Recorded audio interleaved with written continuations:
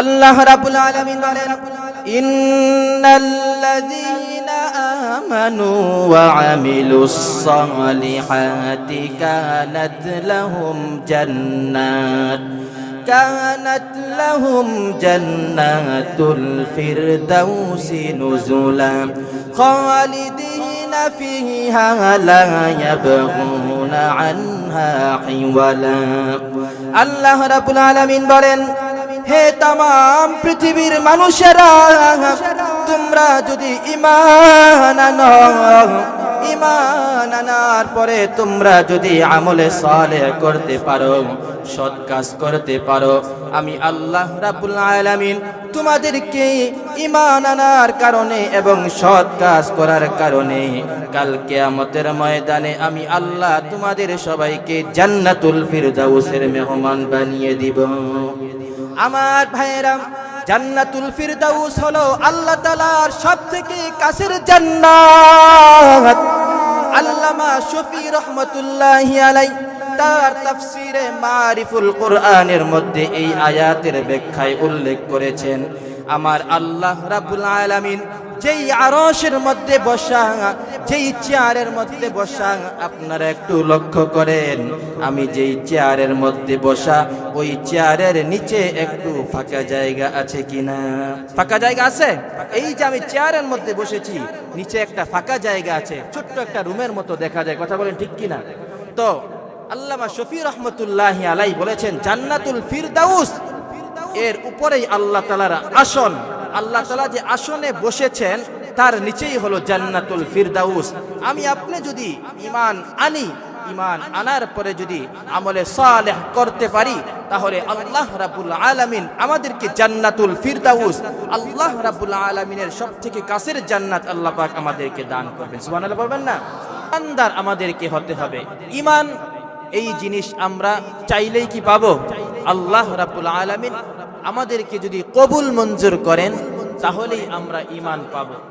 নবীজি সাল্লাল্লাহু আলাইহি ওয়াসাল্লামকে আবু তালেব, নবীজির চাচা, নবীজি সাল্লাল্লাহু আলাইহি ওয়াসাল্লামকে ভীষণ মহব্বত করতেন। কে মহব্বত করতেন? আবু তালেব, নবীজির চাচা, নবীজিকে ভীষণ মহব্বত করতেন। আবু তালেবের সন্তানের নাম হলো হযরত আলী রাদিয়াল্লাহু আনহু। কথা বুঝতে পেরেছেন? তো আলী রাদিয়াল্লাহু আনহু ছোট, হযরত আলী রাদিয়াল্লাহু আনহুকে আবু তালেব ভিন্ন খাটে রাতের বেলা ঘুমাইতে দিতেন। আর আমার আপনার নবী মুহাম্মদুর রাসূলুল্লাহ সাল্লাল্লাহু আলাইহি ওয়াসাল্লামকে আবু তালেব সারা রাত্র বুকের সাথে আগলিয়ে রাখতেন। নবীজি সাল্লাল্লাহু আলাইহি ওয়াসাল্লাম আবু তালেবের বুকের উপর ঘুমাতেন। এই পরিমাণ মহব্বত নবীজি সাল্লাল্লাহু আলাইহি ওয়াসাল্লাম আবু তালেবকে করতেন। কিন্তু আবু তালেব কি জান্নাতে যাবে? একটা আওয়াজ করে বলেন, জান্নাতে যাবে? আবু তালেব জান্নাতে যাবে না। নবীজি সাল্লাল্লাহু আলাইহি ওয়াসাল্লামের মনটা ভীষণ পেরেশান। নবীজি সাল্লাল্লাহু আলাইহি ওয়াসাল্লাম চিন্তায় পড়ে গেলেন যে কত মানুষ জান্নাতে যাবে, কত দূর দূরান্ত থেকে মানুষ আমার হাতে হাত রেখে ইসলামের ছায়াতলে আশ্রয় গ্রহণ করেছে, ঈমানদার হয়েছে, কত দূর থেকে মানুষ এসেছে, আর আমার সবচেয়ে মহব্বতের আমার আপন চাচা আবু তালেব উনি জাহান্নামে যাবে, এটা কোনোভাবেই সহ্য করা যায় না। নবীজি সাল্লাল্লাহু আলাইহি ওয়াসাল্লাম তখন আবু তালেবকে বললেন, চাচা আপনি শুধু এতটুকু বলেন লা ইলাহা ইল্লাল্লাহ মুহাম্মাদুর রাসূলুল্লাহ বলার দরকার নাই, শুধু লা ইলাহা ইল্লাল্লাহ এতটুকুন বলেন। যদি আপনি এতটুকুন বলেন, আমি কাল কিয়ামতের ময়দানে আল্লাহর সামনে বলতে পারবো, আল্লাহ আমার চাচা পূর্ণ কালিমা পড়ে নাই, কালিমার অংশ তো পড়েছে, কালিমার এক অংশ পড়েছে, এজন্য আমার চাচাকে মাফ করে দাও। আমি আল্লাহকে বলতে পারবো, আপনি শুধু পড়েন লা ইলাহা ইল্লাল্লাহ। আবু তালেব বলল, না, লা ইলাহা ইল্লাল্লাহ আমি পড়তে পারবো না। তখন নবীজি সাল্লাল্লাহু আলাইহি ওয়াসাল্লাম মনে মনে ভাবলেন যে আবু তালেবকে তো কোনোভাবেই কালিমা পড়ানো যাবে না, তো এখানে একটা কৌশল অবলম্বন করতে হবে। আপনারা কথা বুঝতেছেন? আপনারা আওয়াজ পাচ্ছেন তো ইনশাআল্লাহ? আওয়াজ কম হোক, শুনতেছেন তো ইনশাআল্লাহ? তো আবু তালেব এখানে সূক্ষ্ম একটা কৌশল অবলম্বন করলেন। আবু তালেব তার চাচাকে ডাক দিয়া বললেন, চাচা আপনার কালিমা পড়তে হবে না, আপনি আগামীকাল সকালে একটু জঙ্গলে যাবেন, জঙ্গলে গিয়ে দেখবেন জঙ্গলের গাছপালা তরুলতা কি বলে, শুধু আপনি এসে আমাকে এটা বলবেন। আবু তালেব পরের দিন জঙ্গলে গেল, যাওয়ার পরে দেখতেছে জঙ্গলের গাছপালা তরুলতা পশু পাখি সব আমার আল্লাহ এবং নবী মুহাম্মদুর রাসূলুল্লাহ সাল্লাল্লাহু আলাইহি ওয়াসাল্লামের নামের জিকির করতেছে।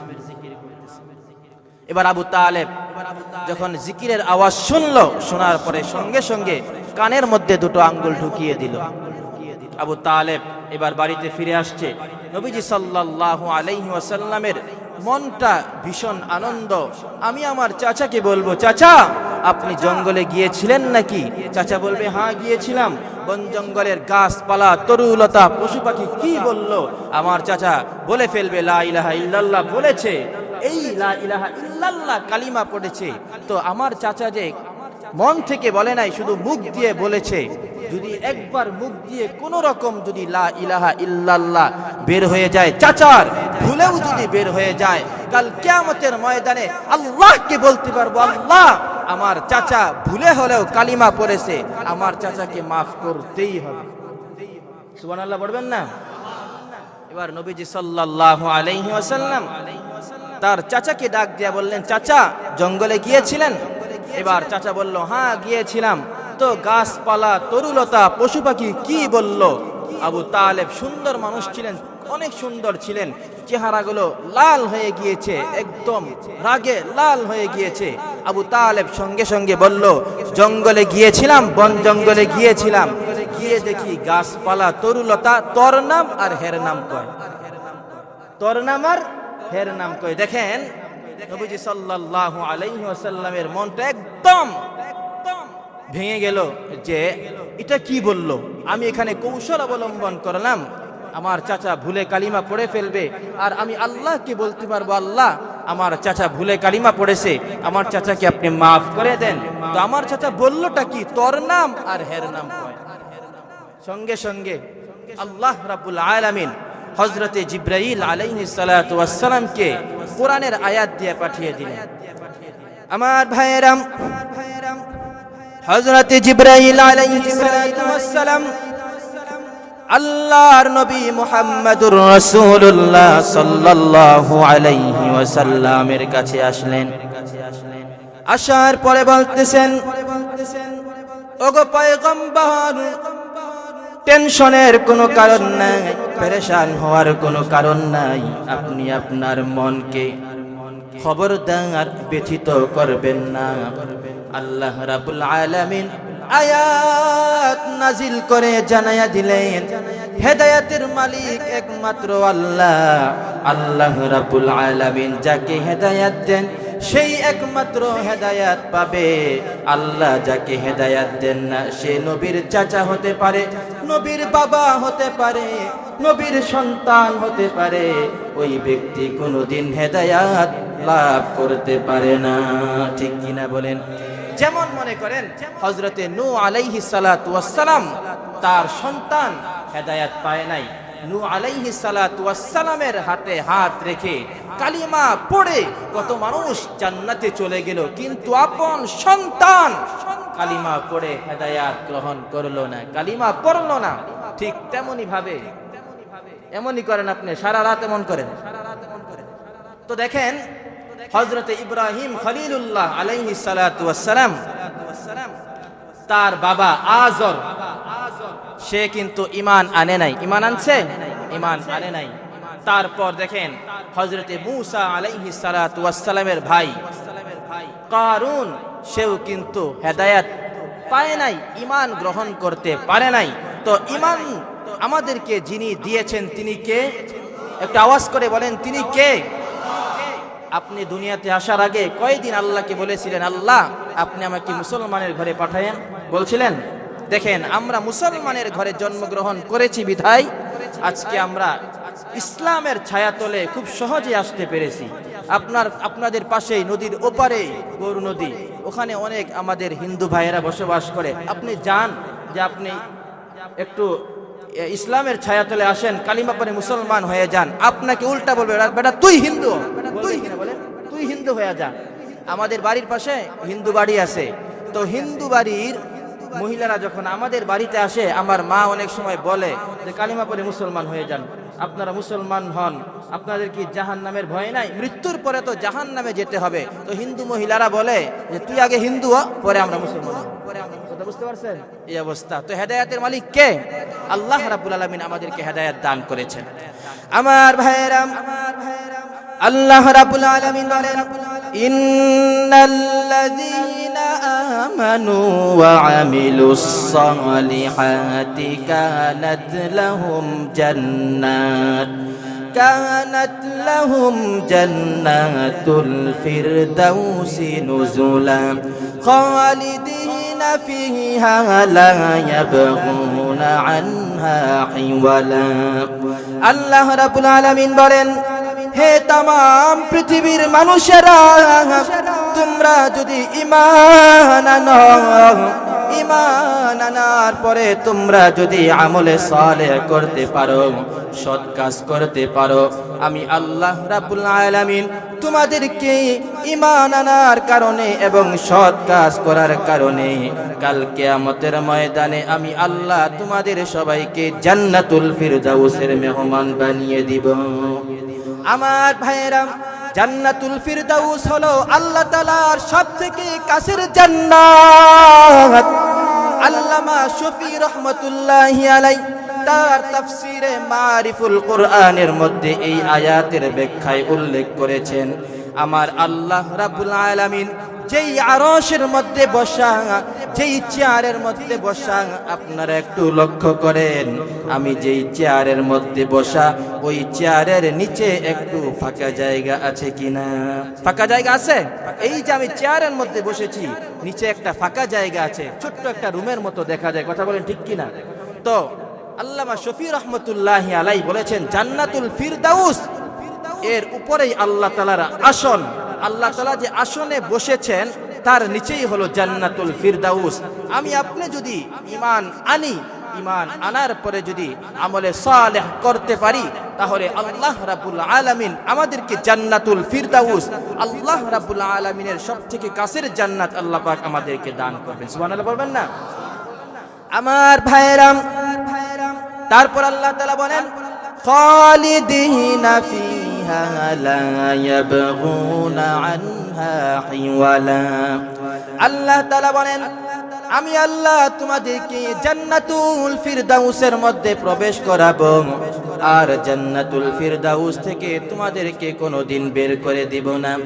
জান্নাতুল ফিরদাউস যদি আমরা পেতে চাই, তার মধ্যে 1 নাম্বার শর্ত হলো ঈমান আনা, 2 নাম্বার হলো আমলে সালেহ করা।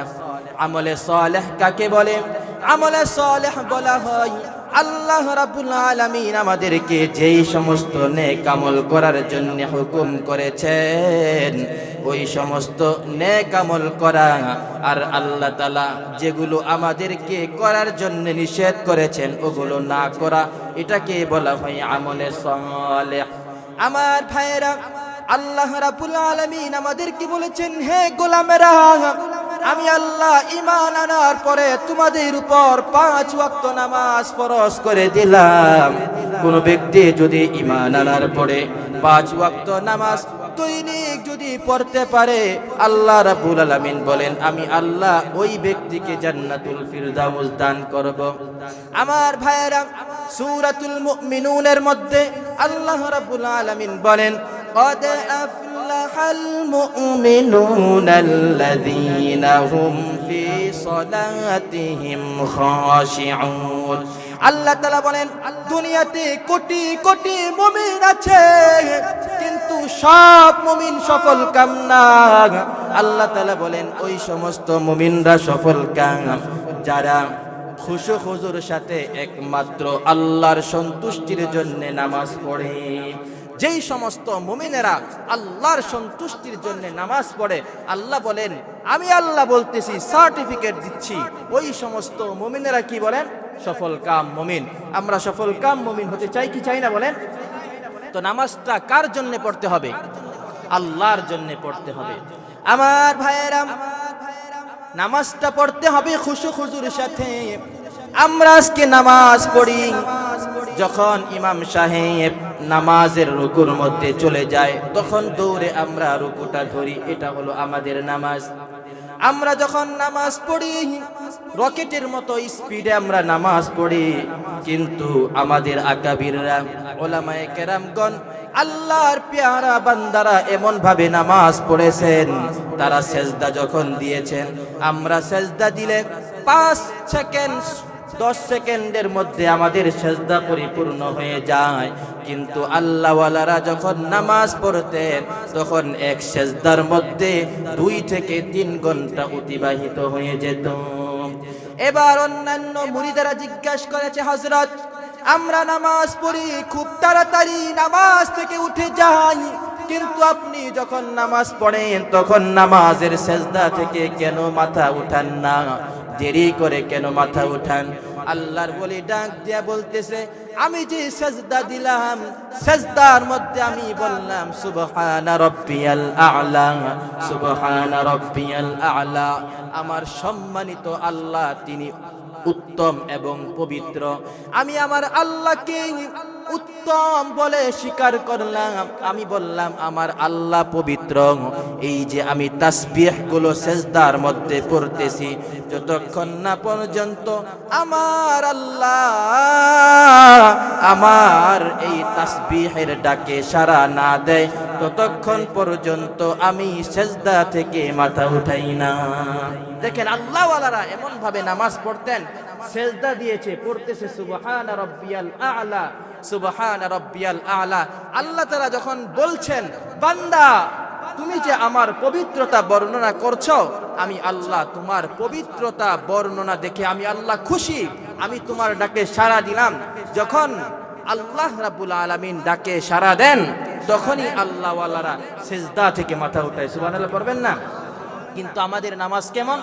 আমরা নামাজে যাই, আমাদের ঘড়ির কাঁটা আপনার সেকেন্ডের কাঁটা যেই গতিতে ঘুরে তার থেকেও স্পিডে আমাদের নামাজ। কথা বলেন ঠিক কি না? তো এমন নামাজ পড়া যাবে? এমন নামাজ পড়া যাবে না। সাহাবায়ে কেরামগণ দেখেন কেমন নামাজ পড়েছেন। আমার ভাইয়েরা, হযরতে আলী রাদিয়াল্লাহু আনহু তিনি যুদ্ধের ময়দানে জিহাদ করতেছেন, হঠাৎ করে একটা তীর হযরত আলী রাদিয়াল্লাহু আনহু পায়ের মধ্য দিয়ে ঢুকে পড়েছে একটা তীর। হযরত আলী রাদিয়াল্লাহু আনহু যুদ্ধের ময়দান থেকে যখন ফিরে আসলেন তখন ওই তীরটা কেউ তার পা থেকে বের করতে পারে না। ওই তীরটা যখনই অন্যান্য সাহাবায়ে কেরাম বের করার জন্য যখনই তীরের মধ্যে হাত দেয় তখনই হযরত আলী রাদিয়াল্লাহু আনহু জোরে জোরে চিৎকার শুরু করে দেয়। কোনোভাবেই হযরত আলীর পা থেকে তীরটা বের করা যায় না। এবার সাহাবায়ে কেরাম নবীজি সাল্লাল্লাহু আলাইহি ওয়াসাল্লামের কাছে গেলেন, গিয়ে বলতেছেন ওগো পয়গম্বর, আলীর পায়ের মধ্যে তীর ঢুকেছে, তীর তো বের করা যায় না। এই তীর যদি হযরতে আলীর পা থেকে বের করা না হয় তাহলে হযরত আলীর পায়ের মধ্যে ইনফেকশন হবে, আর পায়ের মধ্যে যদি ইনফেকশন হয়ে যায় এর দ্বারা হযরত আলী রাদিয়াল্লাহু আনহুর শরীরের মধ্যে বড় কোনো রোগ সৃষ্টি হতে পারে, ক্যান্সার হয়ে যেতে পারে এই জখমের কারণে। নবীজি সাল্লাল্লাহু আলাইহি ওয়াসাল্লাম এবার অন্যান্য সাহাবীদেরকে ডাক দিয়া বললেন, ও আমার সাহাবীরা, তোমরা যদি কিয়ামত পর্যন্ত চেষ্টা করো তাহলে হযরত আলীর পা থেকে তোমরা তীরটা বের করতে পারবে না। যদি একটা কাজ করো তাহলে তোমরা আলীর পা থেকে তীরটা বের করতে পারবে। এবার সাহাবায়ে কেরাম বললেন, ওগো পয়গম্বর কাজটা কি? এবার নবীজি সাল্লাল্লাহু আলাইহি ওয়াসাল্লাম বললেন, তোমরা আলীকে নামাজের মধ্যে দাঁড় করায়া দাও। হযরতে আলী রাদিয়াল্লাহু আনহু যখন তিনি নামাজের মধ্যে দাঁড়ায়া গেলেন, অন্যান্য সাহাবীরা টান মেরে তীরটা বের করে পেরে ফেলেছে। হযরতে আলী রাদিয়াল্লাহু আনহু সামান্য একটু টের পেলেন না। বলেন সুবহানাল্লাহ। দেখেন এই যে তীর পায়ের মধ্যে ঢুকেছে, নামাজ পড়ার আগে তীর বের করা যায় না, পায়ের মধ্যে হাত দেয়া যায় না। এই যে এটার মধ্যে সাউন্ড বেশি, এটার মধ্যে সাউন্ডই নাই, আপনার পায়ের মধ্যে হাত দেয়া যায় না। কিন্তু যখন আলী রাদিয়াল্লাহু আনহু নামাজের মধ্যে দাঁড়ায়া গেলেন, টান মেরে তীরটা বের করে ফেললেন, আলী রাদিয়াল্লাহু আনহু সামান্য একটু টের পেলেন না। সুবহানাল্লাহ বলবেন না? এবার হযরত আলী রাদিয়াল্লাহু আনহু যখন তিনি নামাজ শেষ করলেন, এবার অন্যান্য সাহাবীরা হযরত আলী রাদিয়াল্লাহু আনহুকে ঘিরে ফেলেছে। ঘিরে এবার অন্যান্য সাহাবীরা আলীকে বলতেছে, হে আলী, আপনি যখন নামাজের মধ্যে দাঁড়ায়া গেলেন, আপনার পা থেকে তীরটা বের করে ফেললাম, টের পেলেন না। আর নামাজের আগে আপনার পায়ের মধ্যে হাত দিয়ে আপনি ব্যথার যন্ত্রণায় ছটফট করেন, জোরে জোরে চিৎকার করেন। আপনি আমাদেরকে বলেন, আপনি নামাজের মধ্যে কি মজা পান? নামাজের মধ্যে আপনি কি মজা পান? এবার হযরত আলী রাদিয়াল্লাহু আনহু ডাক দিয়া বললেন, ও আমার বন্ধুরা, আমি যখন নামাজের মধ্যে দাঁড়ায়া যাই, তখন আমি দেখতে পারি আমার মালিক, আমার কলিজার আল্লাহ আমার দিকে দুইটা হাত বাড়ায়া দিছে। আমার দিকে দুইটা হাত বাড়ায়া বলতেছে, হে আলী, তুমি তো নামাজটা আমার জন্যই পড়তেছ, আমি তোমার দিকে আমার দুইটা হাত বাড়ায়া দিলাম। হে আলী, তুমি আমার রহমতের কোলে লাফ দিয়ে উঠে যাও। এবং আলী রাদিয়াল্লাহু আনহু বললেন, আমি নামাজের মধ্যে যখন দাঁড়ায়া যাই, তখন আমি দেখতে পারি জান্নাতের মধ্যে হুরে গিলমানরা দৌড়াদৌড়ি করতেছে। বলেন সুবহানাল্লাহ। হুরেরা তখন বলতে থাকে, যখন নামাজে দাঁড়ায়া যাই, আলী আমার। আরেক হুর ডাক দিয়া বলে, আলী তোর না, আলী আমার।